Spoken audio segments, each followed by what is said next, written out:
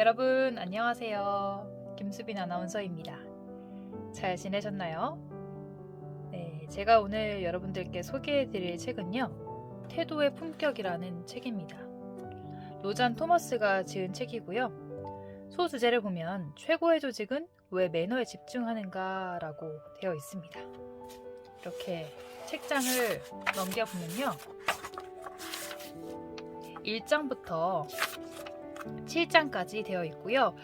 글쓴이가 이제 사회생활 하면서 우리 독자들에게 말하고 싶은 그런 내용들을 담은 책입니다. 저는 오늘 소개해드릴 문장은 보시면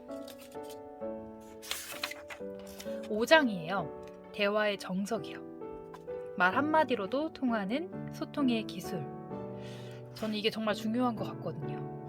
대화한다는 것, 말 한마디로 정말 사람을 기분을 좋게 할 수 있고 아니면 비즈니스 말투로 좀 상하게 할 수도 있고 고민이 되는 분들도 많으실 것 같아서 이렇게 5장 대화의 정석을 읽어드리도록 하겠습니다.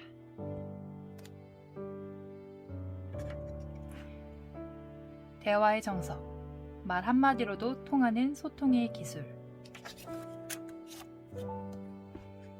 말을 할 때는 뜻이 분명히 전달되도록 하라.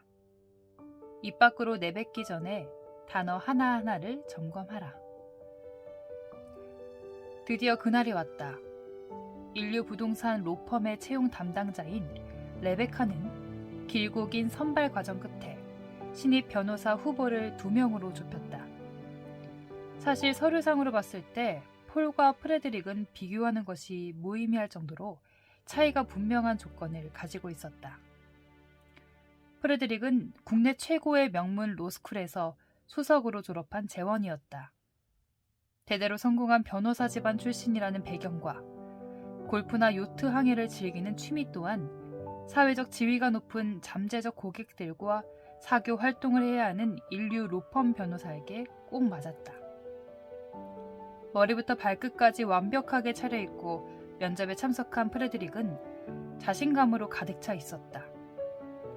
하지만 면접관의 말이 끝나기도 전에 반대 의견을 던지는 태도를 보면 자신감이 조금 과한 것 같기도 했다. 폴 역시 로스쿨에서 수석으로 졸업했지만 그가 다닌 학교는 프레드릭에 비해 수준이 조금 떨어졌다. 사실 그의 법학적 시험 점수는 명문 로스쿨에 합격하고도 남을 정도였지만 동생들의 생계를 책임지느라 아르바이트를 해야 했던 그는 원하던 학교를 포기할 수밖에 없었다. 폴은 프레드릭과 달리 사회적 배경도, 사치스러운 취미 활동도, 화려한 패션 센스도 가지고 있지 못했다. 하지만 레베카는 면접에서 보인 태도로 이루어 그가 겸손하고 따뜻하며 조용하면서도 자기 자신을 신뢰하는 사람이라고 판단했다. 그는 신중한 태도로 면접관의 말을 경청했다. 질문에는 정확한 대답을 내놓았고 수준 높은 추가 정보나 부가 질문을 덧붙였으며 적절한 타이밍에 미소를 짓고 때로는 웃음을 터뜨리며 분위기를 편안하게 이끌었다.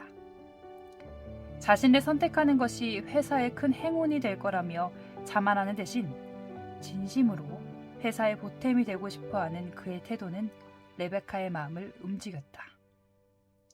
능숙한 의사소통 기술은 경력의 모든 단계에 중요한 영향을 미치지만 특히 기업이라는 사다리를 처음 오르기 시작했을 때 가장 결정적인 역할을 한다.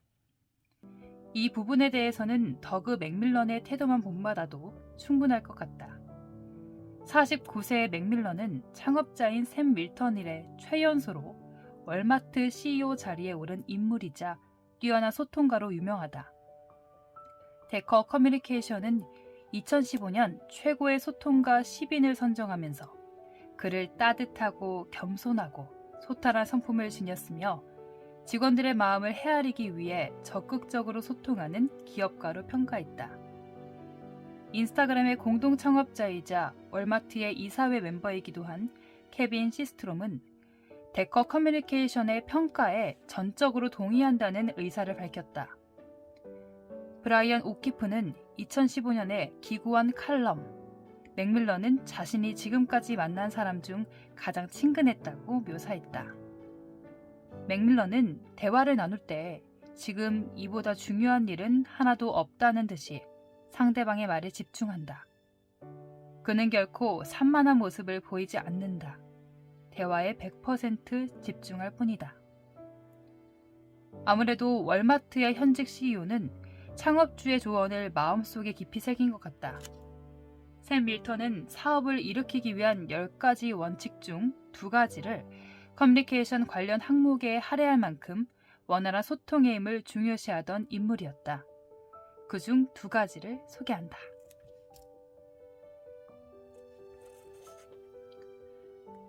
원칙 1.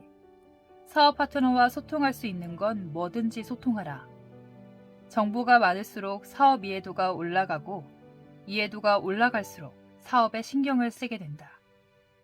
일단 신경을 쓰기 시작하면 아무도 그를 막을 수 없다. 원칙 2. 모든 구성원의 말을 경청하라. 그리고 그들의 요청을 들어줄 방법을 찾아라. 조직의 위부터 아래까지 책임감을 전파하고 싶다면, 그 안에서 좋은 아이디어가 솟아오르게 만들고 싶다면 구성원들이 당신에게 무슨 말을 하는지 들어야 한다.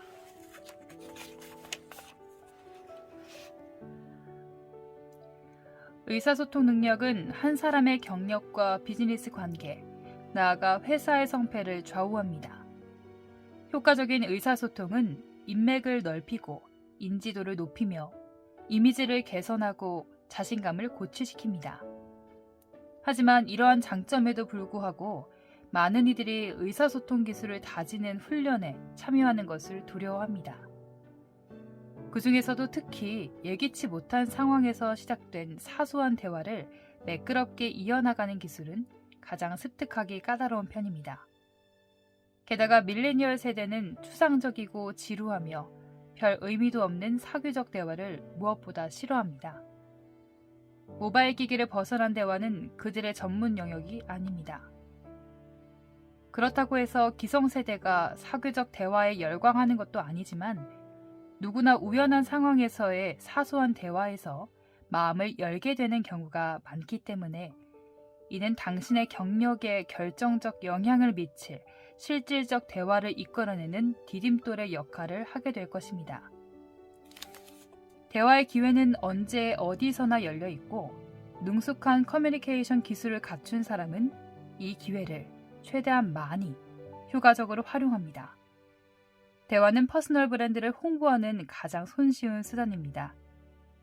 당신은 버스가 오길 기다리면서 카페에 줄을 서서 복도를 걸으면서 엘리베이터를 타면서 그리고 각종 비즈니스 회의, 식사 자리, 행사, 파티, 학회에서 당신의 브랜드를 알릴 수 있습니다.